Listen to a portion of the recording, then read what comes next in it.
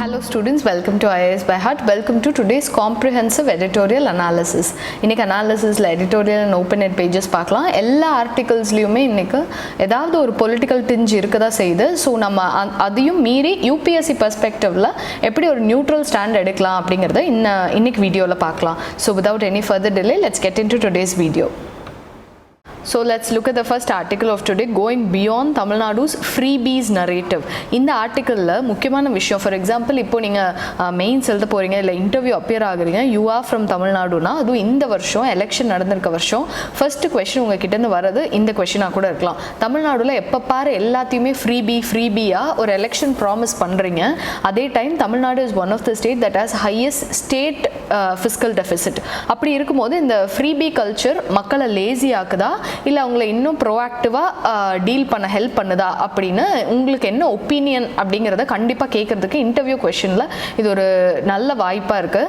And இந்த மாதிரி ஆர்டிகல்ஸில் நம்ம என்ன பார்க்கணும் அப்படின்னா என்னென்ன ஐட்டம்ஸை ஃப்ரீபீஸாக தரதுக்கு கவர்மெண்ட் ரெடியாக இருக்குது அப்படிங்கிறத வச்சு how the state is progressing அப்படிங்கிறத நம்ம பார்க்கலாம். ஃபார் எக்ஸாம்பிள் முன்னாடியெல்லாம் பார்த்தீங்கன்னா சத்துணவு நாங்கள் தரோம் அந்த மாதிரி சொல்லியிருப்பாங்க.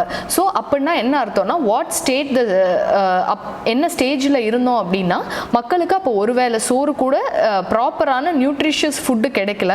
அதுவும் இல்லாமல் கிராஸ் என்ரோல்மெண்ட் ரேஷியோ ரொம்ப கம்மியாக இருந்தது. ஸோ ஸ்டூடெண்ட்ஸ் ஸ்கூலுக்கு வந்தால் போதும் அப்படிங்கிற நிலைமை இருந்தது. So what we had to do is இந்த மாதிரி ஒருவேளை ஸ்கூல்லேயே சத்துணவு தரோம் அந்த மாதிரி கொடுத்துருந்தோம். இப்போது free laptop scheme, free 2-wheeler scheme இதெல்லாம் நம்ம பார்க்கும்போது நம்ம என்ன ஸ்டேஜில் இருக்கோன்னு தெரியுதுன்னா ஓரளவுக்கு the state has moved forward. இன்னமுமே மக்களை எம்பவர் பண்ணுறதுக்கு என்னென்ன ஐட்டம்ஸ்லாம் தேவை, ஃபார் எக்ஸாம்பிள் லேப்டாப் இருக்கலாம் அப்படின்னா more of the population is moving towards service sector industry. People are becoming more digitally aware இல்லைன்னா டிஜிட்டலி எக்யூப்டு அந்த மாதிரி மாறிட்டு இருக்காங்க. ஸோ இதெல்லாம் மக்களோட தேவையாக இருக்குது. ஒரு எலெக்ஷன் மேனிஃபெஸ்டோ எதை ரிஃப்ளெக்ட் பண்ணோம்னா இப்போ மக்களோட தேவைகள் என்னென்ன இருக்குது, எதெல்லாம் நம்ம ஆட்சி வந்தால் செய்ய போகிறோம், இதெல்லாம் பொலிட்டிக்கல் டோன். அதுலேருந்து நம்ம தெரிஞ்சுக்க வேண்டியது கவர்னன்ஸ் சைட்லேருந்து என்னென்னு பார்த்துக்கிட்டிங்கன்னா என்னென்ன விஷயம்லாம் ஒரு கவர்மெண்ட் தரேன்னு சொல்லுது அதெல்லாம் தான் மக்கள்கிட்ட டிமாண்டாக இருக்கும். ஆப்வியஸ்லி நிறையா ஃபீல்ட் ரிசர்ச் பண்ணி மக்கள்கிட்ட இப்போ என்ன சொன்னால் எலெக்ஷன் மேனிஃபெஸ்டோவில் கேட்சியாக நம்ம ஏதாவது கொடுக்கலாம். நம்ம அதிலிருந்து கேட்சியாக நம்ம கொடுக்கும்போது மக்கள் அதை பார்த்து இம்ப்ரெஸ் ஆகி ஓட் பண்ணுவாங்க. ஸோ ஆப்வியஸ்லி இதுக்கு பின்னாடி ஒரு ரிசர்ச் இருந்திருக்கும். ஸோ எதெல்லாம் எலெக்ஷன் மேனிஃபெஸ்டோவில் இருக்கோ அதெல்லாம் தான் இப்போ மக்களோட தேவையாக இருக்கும். ஸோ இதை வச்சுக்கிட்டு இதெல்லாம் ஒரு கவர்மெண்ட் ஃபுல்ஃபில் பண்ணுச்சா பண்ணலையா அப்படிங்கிறத நம்ம கவர்னன்ஸ் பெர்ஸ்பெக்டிவில் ஒரு ஆன்சராகவும் கொடுக்கலாம், இல்லை ஒரு ரைட்டப்பாகவும் தரலாம். ஃபார் எக்ஸாம்பிள் இப்போ இந்த ஆர்டிக்கலில் பாருங்களேன், 150 days ஆஃப் நரேகா அப்படின்னா யூஸ்வலாக நரேகா இஸ் ஃபார் 100 days. அது 150 days ஆக்குறாங்கன்னா இந்த ஸ்டேட்டில் இப்போது 100 days வேலைவாய்ப்பு திட்டம் சக்ஸஸ்ஃபுல்லாக போயிட்டுருக்கு. People want more out of it அப்படிங்கிற ஒரு கன்க்ளூஷனும் நம்ம வரலாம். இன்னொரு விஷயம் என்னென்னா அன்எம்ப்ளாய்மெண்ட் ரேட் அதிகமாக இருக்குது அப்படிங்கிற கன்க்ளூஷனுக்கும் வரலாம். ஃபார் எக்ஸாம்பிள் இப்போ அன்எம்ப்ளாய்மெண்ட் ரேட் இல்லைனா 100 நாள் வேலை திட்டத்துக்கு வர்றதுக்கே ஆளுங்க இருக்க மாட்டாங்க. Because they'll be employed somewhere.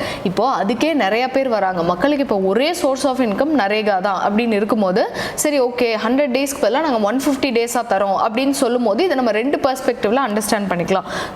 That's why I told you election மேனிஃபெஸ்டோங்கிறத வச்சு நம்ம ஒரு கவர்மெண்ட் பாஸ்ட் கவர்மெண்ட்டை அவங்களோட எலெக்ஷன் ப்ராமிசஸ் என்ன அதை ஸ்க்ரூட்டினைஸும் பண்ணலாம். அதே மாதிரி ஒரு ஸ்டேட்டோட கரண்ட் சிச்சுவேஷன் என்னவா இருக்குது அப்படிங்கிறத அண்டர்ஸ்டாண்ட் பண்ணிக்கிறதுக்கும் நம்ம அதை வச்சுக்கலாம். instead of just 100 per year per family and fair wage of 300 per day. அதே மாதிரி இப்போ வேஜஸும் பத்தலை அப்படிங்கிறத நம்ம பார்த்துக்கலாம்.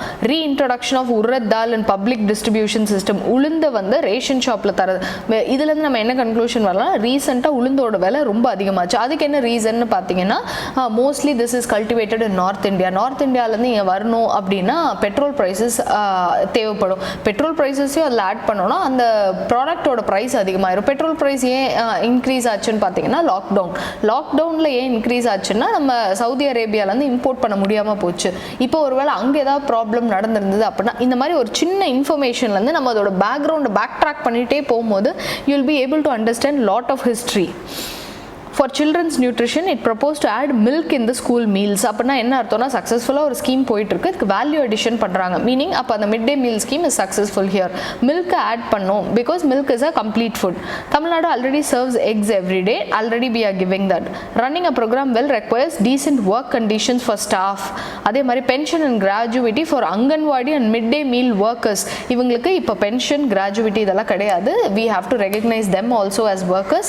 அதனால அவங்களுக்கும் தரேன் ப்ராமிஸ். irrespective நீங்கள் இதை எந்த பார்ட்டி இதை ப்ராமிஸ் பண்ணியிருக்கு, இதை அவங்க பண்ணாங்களா பண்ணலையா அதெல்லாம் யோசிக்காதீங்க. ஒரு சொசைட்டி ப்ராப்பராக ஃபங்க்ஷன் ஆகிறதுக்கு what are the promises a party is giving, then what are the things that we can conclude from it. அதை மட்டும் பாருங்க.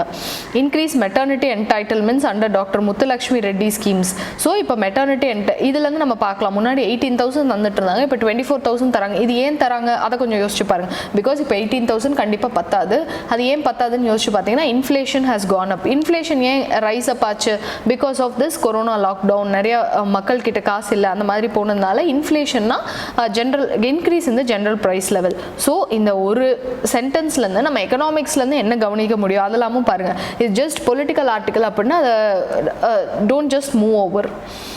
Paid maternity leave from 9 to 12 months. இதெல்லாம் பார்க்கும்போது நமக்கு என்ன தெரியுதுன்னா இங்கே ஃபீமேல் எம்பவர்மெண்ட் இந்த ஸ்டேட்டில் எந்த ஸ்டேட்டில் இதை அனௌன்ஸ் பண்ணியிருக்காங்களோ அங்கே அதிகமாக இருக்கும் அப்படிங்கிறத அண்டர்ஸ்டாண்ட் பண்ணிக்க முடியுது. The promises to set up nursing stations with privacy, exclusive breast feeding for the first 6 months among the most important needs of a children. அப்படின்னா இதுக்கெல்லாம் இப்போ அவேர்னஸ் கிரியேட் ஆயிருச்சு. அதனால இந்த எலெக்ஷன் மேனிஃபெஸ்டோவில் ரிஃப்ளெக்ட் ஆகுது அப்படிங்கிறத நம்ம அண்டர்ஸ்டாண்ட் பண்ணிக்கலாம்.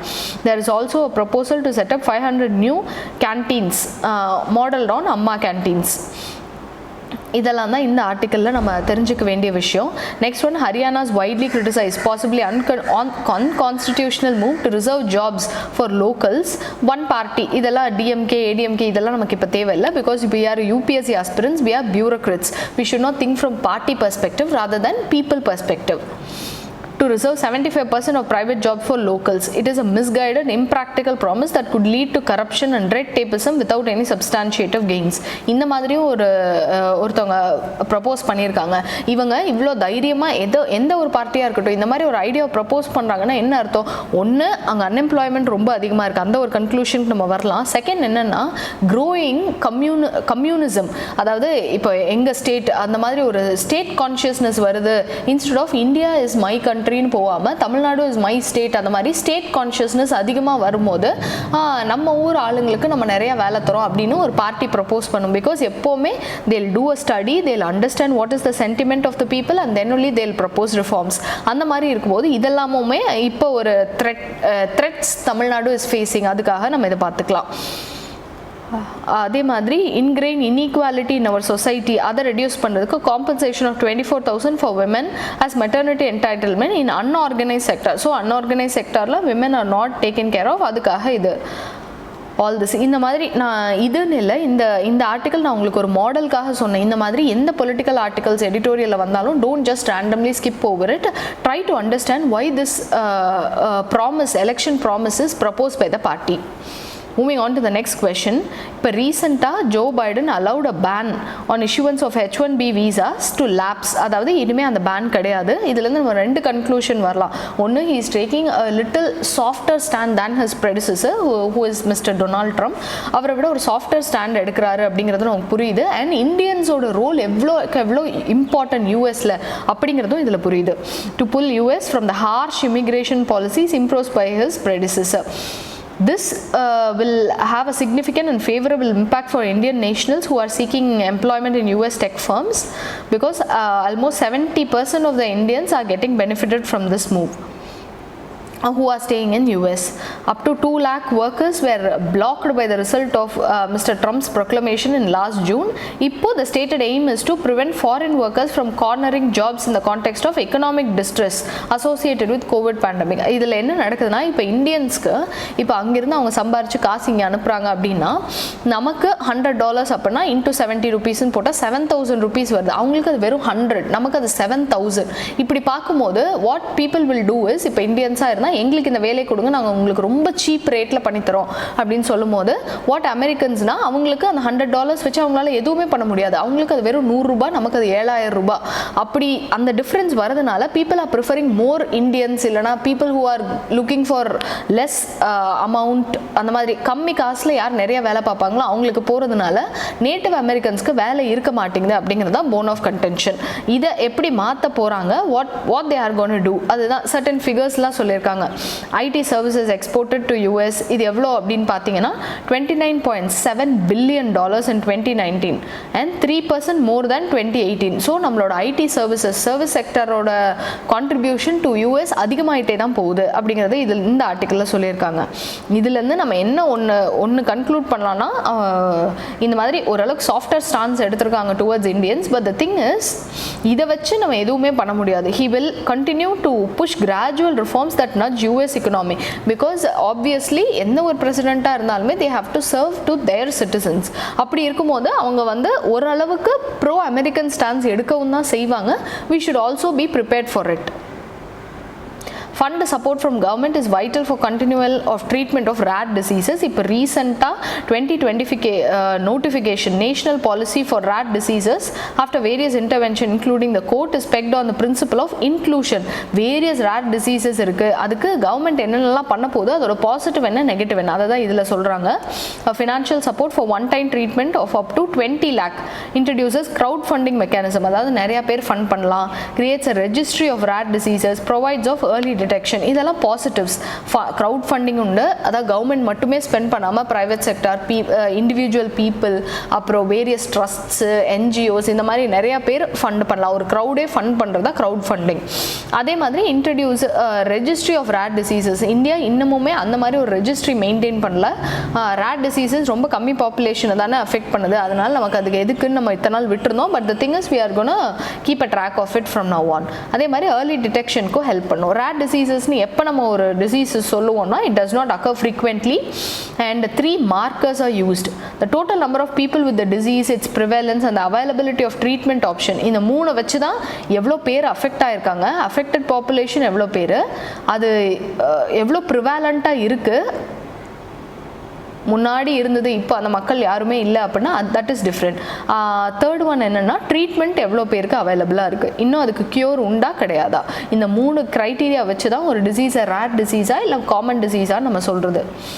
rare disease having a frequency of less than 6.5 to 10 per 10,000 people. 10,000 பேர் எடுத்துக்கிட்டேன்னா ஒரு 10 பேர் தான் அஃபெக்ட் ஆயிருக்காங்க மேக்ஸிமம் அப்படின்னா, then that disease is called as a rare disease. There are 7,000 known rare diseases with an estimated of 300 million patients in the world. 70 million are in India. அதாவது 1 million is 10 lakh, அப்போ 70 million people are in India. அப்படி இருக்கும்போது it's high time that we maintain a registry for them. According to Organization of Rare Diseases in India, this include என்னென்ன ப்ராப்ளம்ஸ்ன்னு பார்த்தீங்கன்னா, inherited cancer, auto immune diseases, congenital malformations. அதாவது auto இம்யூன்னா நம்ம immune சிஸ்டமே நமக்கு எதிராகவே ஒர்க் பண்ணுறது. இப்போ மாத்திரை போட்டோன்னா அந்த மாத்திரை ஏதோ ஒரு ஆன்டிஜன், ஒரு ஃபாரின் பாடி அப்படின்னு சொல்லி அந்த மாத்திரைக்கு எதிராக அவர் body will start fighting against it. Hirschsprung disease, Gaucher disease, cystic fibrosis, muscular dystrophies, lysosomal storage disorders, இந்த மாதிரி நிறைய விஷயம் இருக்குது. ஸோ இதில் இப்போ என்னென்ன ப்ராப்ளம்ஸ் இருக்குது இந்த இதுலன்னு பார்த்தீங்கன்னா, patient support groups have worked towards drumming up funding assistance, one time or continual. As per the policy, the disease such as LSD for which definitive treatment is available but costs are prohibitive. சில விஷயத்துக்கு treatment இருக்கு but it is very costly, அந்த மாதிரி இருக்கும். It is categorized as group 3. However, no funding has been allocated for the immediate and lifelong treatment needs for therapies already approved by Drug Control Service of India. இது வந்து one of the major disadvantage of this policy. So doing so will not only complete a job well begun, even if not yet half done, but also cement its commitment towards welfare of every single citizen of India. இதுக்கு என்ன பண்ணணும்னா, diagnosed பேஷண்ட்டுக்கு நம்ம இவ்வளோ காசு அப்படின்னு நம்ம ஒதுக்குறது, crowd funding வந்து அவங்களுக்கு தருவோம் அந்த மாதிரிலாம் இல்லாமல் ஓரளவு காசு ஒதுக்குறோம் அப்படின்னா it will help the patients. அதுதான் இந்த ஆர்டிக்கலில் சொல்லியிருக்காங்க. Moving on, the Kerala model at crossroads. இதில் என்ன சொல்கிறாங்கன்னா ஒரு கண்ட்ரியோ ரீஜனோ it need not wait till it becomes rich to bring about significant improvements in people's material conditions. அதாவது ஓரளவுக்கு எல்லாருமே பணக்காரங்க ஆனதுக்கப்புறம் நம்ம ஏதாவது ஒரு ரிஃபார்ம் எடுக்கலாம் அப்படின்னு நம்ம பண்ணக்கூடாது. ஃபர்ஸ்ட்லேருந்து ஈவன் இஃப் இப்போ ஒரு ரொம்ப ஃபிஸ்கல் டெபிசிட் அதிகமாக இருக்க ஒரு ஸ்டேட்டுக்குன்னா even in that condition it should make sure இன்ஃப்ராஸ்ட்ரக்சருக்கு நம்ம கான்ட்ரிபியூட் பண்ணுறோம், எஜுகேஷன் கான்ட்ரிபியூட் பண்ணுறோம், மக்களோட இப்போ ரோட்ஸு அதுக்கெல்லாம் கான்ட்ரிபியூட் பண்ணுறோம் அப்படின்னு நம்ம கான்ட்ரிபியூட் பண்ணால் மட்டும்தான் நம்மளால் ஃப்யூச்சரில் அந்த டெஃபிசிட்லேருந்து வெளியில் வர முடியும். நம்ம இன்வெஸ்ட் பண்ணால் தான் அதோட பெனிஃபிட்ஸை ரீப் பண்ண முடியும் அப்படிங்கிறத இந்த ஆர்டிக்கலில் சொல்லியிருக்காங்க. இது கேரளா ஸ்பெசிஃபிக்காக சொல்லியிருக்காங்க. So that's all about this article. Just read the highlighted parts. Not much is important from mains perspective. In the article, the next article, in Tamil Nadu, environment is good politics. So இந்த article என்ன சொல்கிறாங்கன்னா, இதுக்கு முன்னாடி என்னென்னவோ விஷயம் நம்ம தமிழ்நாடு செப்பரேட்டாக திராவிட நாடுன்னு ஒன்று கிரியேட் பண்ணோம், அந்த மாதிரி நிறைய ப்ரையாரிட்டிஸ் நமக்கு இருந்தது. இப்போது என்விரான்மெண்ட் கூட எலெக்ஷன் மேனிஃபெஸ்டோவில் உள்ளே வர ஆரம்பிச்சிருச்சு. இதுலேருந்து என்ன தெரியுதுன்னா, மக்கள் ஓரளவுக்கு என்விரான்மெண்ட் கான்ஷியஸாக ஆயிட்டாங்க அப்படிங்கிறத 2-3 பார்ட்டிஸோட மேனிஃபெஸ்டோ அதுலேருந்து சொல்கிறாங்க. Extreme weather events have been posing annual reminders of the looming climate crisis. For example, 2015 Chennai floods, Cyclone Varda, Cyclone Oki, Gaja, Chennai's day zero, அப்புறம் water scarcity in 2019. இது எல்லாமே வந்து ஓரளவுக்கு மக்கள் aware ஆக்கியிருக்கு. People have become very aware. இப்போ எலெக்ஷனுங்க என்விரான்மெண்ட்டுங்கிறது ஒரு எலெக்ஷனுக்குள்ளே நுழையிற அளவுக்கு people have become very serious அப்படிங்கிறத இதில் சொல்கிறாங்க. Leave alone future consequences of continued warming. Some areas in South Asia are already getting exposed to deadly heat and stress conditions even at the current warming levels. So இது பாதி article வந்து political டோனில் இருக்கும், மீதி article என்விரான்மெண்ட்டில் நம்ம code பண்ணுற அளவுக்கு இருக்குது. The article reports even if temperature rise is kept to 1.5 degrees Celsius, இந்த டார்கெட்டே நம்மளால் அச்சீவ் பண்ண முடியாது. The world over all the countries இப்போ போகிற ஸ்பீடில் அப்படி ஒருவேளை நம்ம அச்சீவ் பண்ணாலுமே in coastal Tamil Nadu, it can expect lethal heat waves in every 2 years once. நம்ம இந்த 1.5 degree Celsius நம்ம டார்கெட் அச்சீவ் பண்ணாலுமே இந்த மாதிரி ப்ராப்ளம்ஸ்லாம் வருங்கிறாங்க. At current emission rates, the world will exceed 1.5 degree Celsius by 2030, averting catastrophic change by keeping to the threshold if emissions are cut by 7.6% every year for the next decade. That is difficult. Emissions fell by mere 6.4%. நம்ம இவ்வளோ effort எடுத்து இவ்வளோ தான் குறைஞ்சிருக்கோம் அப்படிங்கிறத சொல்கிறாங்க. Warning of a climate emergency அப்படின்னு ஒரு report. அந்த ரிப்போர்ட்டில் என்ன சொல்கிறாங்கன்னா, goals need to shift from GDP growth and pursuit of affluence towards sustaining ecosystems and improving human well-being. இது நம்ம எந்த ஒரு என்விரான்மெண்ட் இல்லை இப்போ டெவலப்மெண்ட் ரொம்ப முக்கியமாக, இல்லை வந்து என்விரான்மெண்ட்டை பாதுகாக்கிறது ரொம்ப முக்கியமாக, ஒரு நியூக்ளியர் பவர் பிளான்ட் வரணுமா, இல்லை அந்த என்விரான்மெண்ட்டை நம்ம சேவ் பண்ணுமா, இண்டஸ்ட்ரி ரொம்ப முக்கியமாக, இல்லை வந்து இப்போ ஃபார் எக்ஸாம்பிள் வெஸ்டர்ன் காட்ஸில் நியூட்ரினோ பவர் பிளான்ட் வருது, அது ரிசர்ச்சுக்கு ஹெல்ப் பண்ணுது, அதுக்கு நம்ம இம்பார்ட்டன்ஸ் தரணுமா, இல்லை என்விரான்மெண்ட்டுக்கு நம்ம இம்பார்ட்டன்ஸ் தரணுமா, இந்த மாதிரி ஏதாவது ஒரு டயலமா கொஸ்டின்ஸ் உங்களுக்கு வந்துச்சுன்னா இதை நம்ம கோட் பண்ணலாம். ஜிடிபி க்ரோத்துக்கு மட்டுமே நம்ம எப்போவுமே இம்பார்ட்டன்ஸ் தரக்கூடாது, ஓரளவுக்கு environment and ecosystem, because இதெல்லாம் இருந்தால் தான் நம்மளால் சர்வைவ் பண்ண முடியும், நம்மளால் சர்வைவ் பண்ணால் தானே நான் இண்டஸ்ட்ரி எல்லாம் ரன் பண்ண முடியும். ஸோ விச் இஸ் வெரி பேசிக்குங்கிறத மக்கள் should understand. Prioritising agriculture, forest, fisheries and water over hydrocarbon extraction, expressways and mega ports, Tamil Nadu's politics may have flagged in a value shift. முன்னாடி நம்ம வந்து இவ்வளோ பண்ண போகிறோம், நாங்கள் இதெல்லாம் பண்ண போகிறோம், இவ்வளோ இண்டஸ்ட்ரீஸ் திறக்க போகிறோம் அப்படிலாம் சொல்லிட்டு இருந்தாங்க. இப்போ ஓரளவுக்கு நம்ம வந்து இந்த குளங்களை தூர் வாடுறது, அதுக்கப்புறம் வந்து அக்ரிகல்ச்சருக்கு நிறைய இம்பார்ட்டன்ஸ் தரோம், ஃபாரஸ்ட் மரம் நட போகிறோம், இந்த மாதிரி நம்ம சொல்லியிருக்கோம். ஸோ ஓரளவுக்கு நம்ம பாலிட்டிக்ஸ் ஒரு வேல்யூபிளான ஷிஃப்ட் தான் ஃபேஸ் பண்ணுது அப்படிங்கிறத நம்ம இதில் அண்டர்ஸ்டாண்ட் பண்ணிக்கலாம் தான் இந்த ஆத்தர் சொல்கிறாங்க. And just read the highlighted parts in this article. Moving on, a roadmap for tolerance. இந்த ஆர்டிக்கல் எதை பற்றி பேசுகிறாங்கன்னா, March 21 is celebrated to fight the prejudice and intolerance by marking the International Day for Elimination of Racial Discrimination. So ethics பர்ஸ்பெக்டிவில் கண்டிப்பாக இந்த article ஹெல்ப்ஃபுல்லாக இருக்கும். யூஎஸில் அந்த மாதிரி வெஸ்டர்ன் கண்ட்ரீஸில் என்ன ஒரு ப்ராப்ளம்னா ரேஷியல் டிஸ்கிரிமினேஷன் இருக்கும். அதாவது people who are coloured and people who are whites and blacks, இவங்களுக்குள்ள அந்த கிளாஷ் இருக்கும். இந்த ஆர்டிக்கலில் என்ன ஒரு பியூட்டினா, ரேஷியல் டிஸ்கிரிமினேஷனுங்கிற வேர்டுக்கு பதிலாக நீங்கள் கேஸ்ட் டிஸ்கிரிமினேஷன் வச்சிங்கன்னா இந்தியன் கான்டெக்ஸ்ட்க்கு அப்படியே இந்த ஆர்டிக்கல் ஃபிட் ஆகும். ஸோ நம்ம just have a look at this whole article, don't miss this article. இதை பார்த்தீங்கன்னா உங்களுக்கே தெரியும், racism will not be overcome with mere professions of good faith but must be combated with an anti-racist action. இல்லை ரேசிசம்னு வர எல்லா இடத்துலையும் நீங்கள் casteismனு போட்டிங்கன்னா இந்தியன் கான்டெக்ஸ்ட்க்கு அப்படியே சூட் ஆகிற மாதிரி தான் இந்த ஆர்டிக்கல் இருக்குது. So just have a look at that. Next one, gender disparity. இந்த மாதிரி டேட்டா பாயிண்டில் வர விஷயம்லாம் நம்ம கொஞ்சம் மெயின்ஸ் ஆன்சரில் கோட் பண்ணால் ஆன்சர் ஆத்தென்டிக்காக இருக்கும். India fell 28 spots to 140th position in World Economic Forum Global Gender Gap Report. ஆக்சுவலாக இந்த இண்டெக்ஸ் எதுக்குன்னா to measure the level of gender parity achieved in the country. A higher the country score, the closer it is towards attaining gender parity. For example, India 0.625 இருந்தது, அதாவது 62.5% gender parity இருக்குன்னு அர்த்தம்.